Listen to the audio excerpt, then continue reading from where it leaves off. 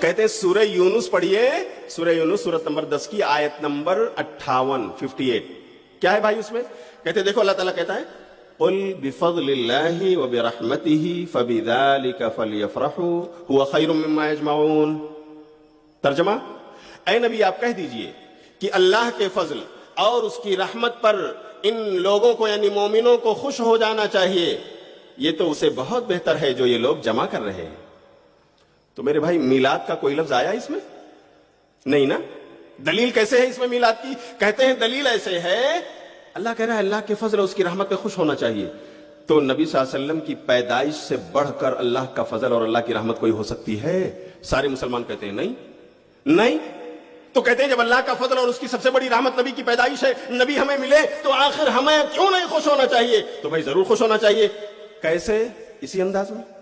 ایک سوال یہ. دوسرا یہ کہ یہ آیت جس کا ذکر آپ نے کیا ہے یا آپ کے عالم دین نے بتایا ہے, میرے بھائی آگے پیچھے بھی پڑھ لیتے تو شاید وہی تفسیر مل جاتی کہ اللہ کا فضل اور اس کی رحمت سے مراد نبی صلی اللہ علیہ وسلم کی پیدائش ہے یا کچھ اور. تو آئیے اس کا جواب ڈھونڈ لیتے ہیں.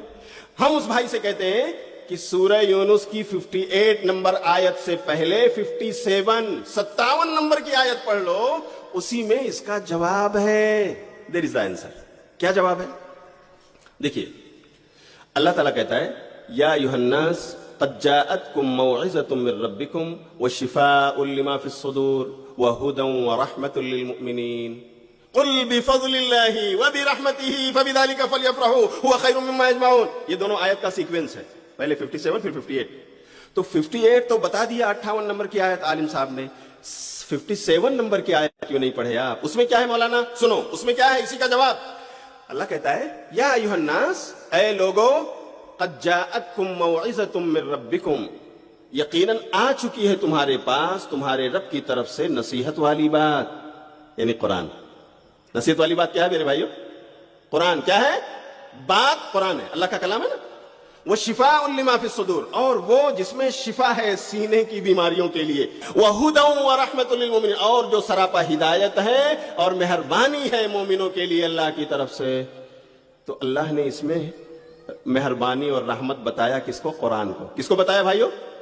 قرآن کا آنا یہ اللہ کی طرف سے مومنوں پر مہربانی ہے اور فضل. اس کے بعد اللہ تعالیٰ کہہ رہا ہے قل بفضل اللہ وبرحمتہ فبذلک فلیفرحوا. اے نبی تو آپ کہہ دو ان سے کہ اللہ کے اس فضل پر, اللہ کی اس رحمت پر انہیں خوش ہو جانا چاہیے. یعنی اللہ کا فضل اور اس کی رحمت یہ ہے کہ اس نے تمہیں قرآن دے دیا ہے. کیا دے دیا بولو؟